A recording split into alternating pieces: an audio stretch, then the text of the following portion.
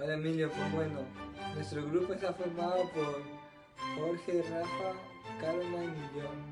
Pues primeramente Jorge va a ser Descartes, después Caroline, que es la que está grabando, junto a Rafa van a ser Hume y yo finalmente diré cómo Hume destruye la teoría de Descartes y las diferencias entre Hume y Descartes. Hola Emilia, pues nada, yo te explicaré un poquito por encima lo que es el pensamiento de Descartes. Y nada, lo haré un breve, lo explicaré con este esquema para que no veas mucho vídeo, que es pesado, ya lo sé. Y bueno, a ver, Descartes fue un filósofo que fue considerado el padre del modernismo. Y nada, su objetivo era llegar a la verdad, pero tenía unos problemas. Y esos problemas eran que, por ejemplo, los sentidos nos engañaban. ¿Por qué nos engañaban los sentidos? Pues muy sencillo, aquí tengo un ejemplo. Mira. ¿Eh? Hay claramente una princesa, ¿no? Pero la viejita, los sentidos nos engañan. Vale, seguimos. ¿Qué más decía? También decía que, defendía la existencia de un genio maligno. Que, a ver, ¿por qué tiene que ser que 2 más 2 sean 4? ¿Por qué no puede existir este genio maligno que diga que 2 más 2 es 5? Bueno, pues ese era otro problema que tenía.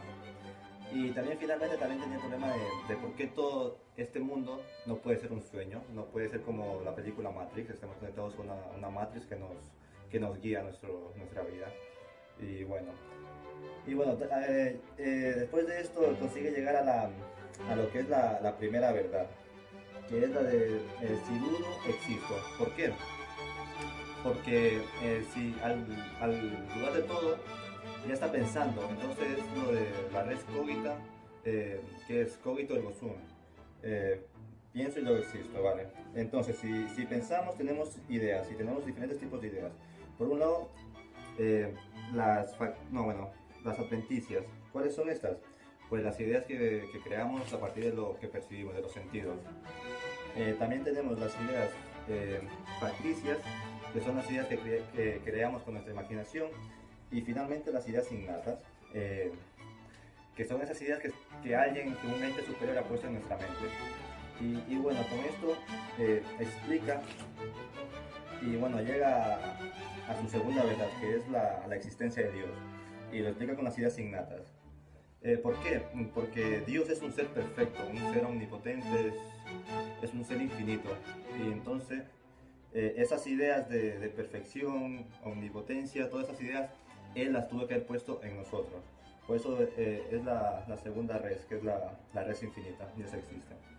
Vale, entonces llegamos a la tercera verdad, que sería todo cuanto creo verdadero es verdadero. Y en ella encontramos la teoría de las tres sustancias. Que sería la res infinita, que sería Dios, la res cogita, que sería el yo pensante, y la res extensa, que sería el mundo material. Vale, y mediante estas tres sustancias podemos explicar estas tres no, dos, la res cogita y la res extensa. Podemos explicar la antropología de Descartes, que es dualista. Pero claro, estas dos sustancias están separadas. ¿Y cómo soluciona ese problema Descartes? Pues lo soluciona pensando que existe una glándula que conecte estas dos reses, que sería la glándula pineal. Y bueno, él así explica la antropología del ser humano. Y para asegurarnos que todo esto es verdadero, pues Descartes usa su método, que es primero la regla de evidencia, la regla del análisis, la regla de la síntesis y finalmente la comprobación. Y con esto terminamos Descartes. Y ahora mi compañera Caroline explicará un poquito lo que es Hume. Bueno, Caroline y Rafael. Hola Emilio, bueno Rafa y yo te explicaremos la filosofía de Hume, ¿vale? Este es un filósofo que quiso aplicar los métodos de la investigación experimental al estudio de la naturaleza humana. Entonces así se puede decir que era un empirista, ¿vale? Principalmente te hablaré de las ideas y su asociación, en donde la ontología o el estudio del ser de Hume es realmente muy simple, ya que no admite a otro tipo de ser, ¿vale? Simplemente a un solo ser. Entonces, él toma como base del conocimiento las experiencias que adquirimos. Es decir, que todos los contenidos de la experiencia proceden de la experiencia. Las percepciones. De esta forma hablaremos de las percepciones del espíritu, de las cuales hay dos clases, ¿vale? La primera es las impresiones o percepciones simples, en las que dentro de sí tiene dos tipos. La primera son las que recibimos de forma directa, es decir, referidas al mundo exterior y son productos de nuestros sentidos, el olfato, el gusto, ¿vale? La segunda es a lo que nosotros le llamamos percepciones de la reflexión, ¿vale? Las cuales provienen de nuestro interior, es decir, que es a la que llamamos sensaciones, pasiones y emociones. La segunda clase de impresiones, bueno, de percepciones son las ideas o percepciones derivadas. Hume las llama contenidos mediatos, reproducidos o derivados de las impresiones, y por esta razón son más débiles, es decir, menos vivas. Son como las ideas de la fantasía, que también son, bueno, sí, son ideas, ¿vale? Y la memoria. La memoria, quiero hacer un ejemplo, es cuando, por ejemplo, nosotros nos cortamos un dedo y nos hace daño, después, cuando nos recordamos de esto, invocamos el dolor y lo anticipamos en nuestra imaginación y nos vuelve a doler. Vale, pero especialmente en términos filosóficos, tengo que decir que todas nuestras ideas o percepciones más débiles o son copias de nuestras impresiones o percepciones más intensas. De esta manera podemos decir que la gran diferencia entre impresiones e ideas es una diferencia de vivacidad o intensidad. Es decir, que dependiendo de cuán intenso o vivazmente nosotros nos acordemos de algo, ambas podrían ser simples o complejas, ¿vale? Una percepción simple es, por ejemplo, el color rojo y una fruta, que esto deriva a la idea a la percepción de manzana, ¿vale? Que es la percepción compleja, ¿vale? Ahora hablaremos de las cuestiones del hecho y el análisis de la causa. A partir de esto podemos decir que todos los objetos de investigación humana pueden dividirse en dos grupos. Uno, las cuestiones de ideas y cuestiones del hecho. Entonces, según Hume, los elementos de los que está hecho el mundo son impresiones, ¿vale? Las impresiones son elementos totalmente exclusivos del espíritu, ¿vale? Así podemos decir que cada impresión diferente es distinta a todas las demás, ¿vale? De esta forma el espíritu humano asocia nuestras ideas más complejas, como el ejemplo de la manzana.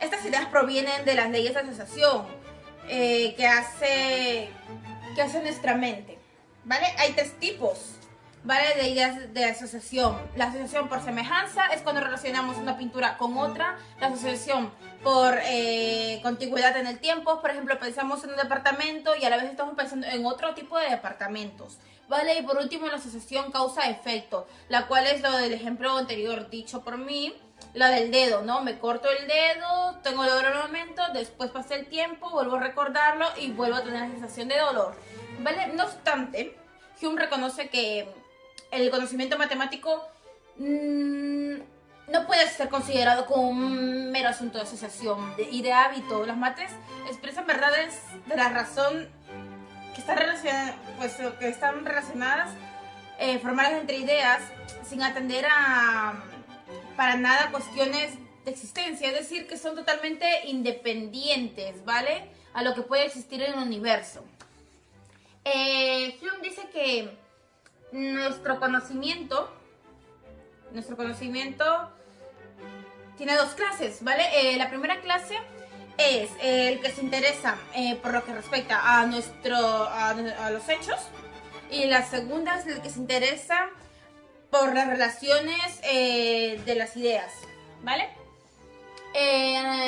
Para resumir todo esto, tengo que decir que la teoría del conocimiento de Hume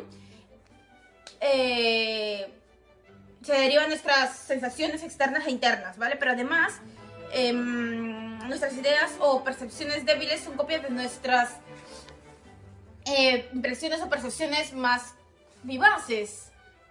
Es según lo que dice Hume. Asimismo, también les quiero agregar que todas nuestras ideas más complejas se derivan de las percepciones más simples. Y con esto finalizo. Gracias. Buenas tardes, me llamo Rafael Andrade y tal como ha dicho mi compañera Caroline, os daré la conclusión acerca de los planteamientos de Hume. El planteamiento de Hume es muy interesante en relación a la causa y efecto, pues para él todo nuestro razonamiento sobre la existencia depende del conocimiento de esta relación. Aquí él plantea que para lo único que la ciencia nos es útil es para ayudarnos a controlar y regular los acontecimientos futuros por medio de las causas. Para Hume, una causa es un objeto que es seguido de otro.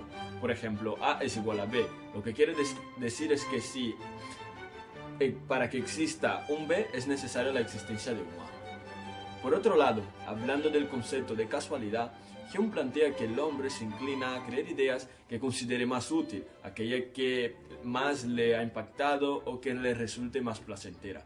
Por eso, él decía que la razón no es quien guía la vida, sino la costumbre.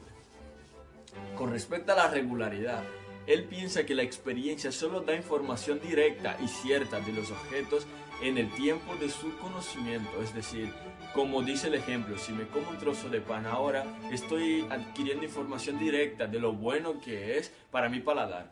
Sin embargo, nosotros deducimos que en el futuro, cuando pruebe otro trozo de pan parecido, producirá en mí el mismo efecto que el pan anterior. Su planteamiento aquí es importante.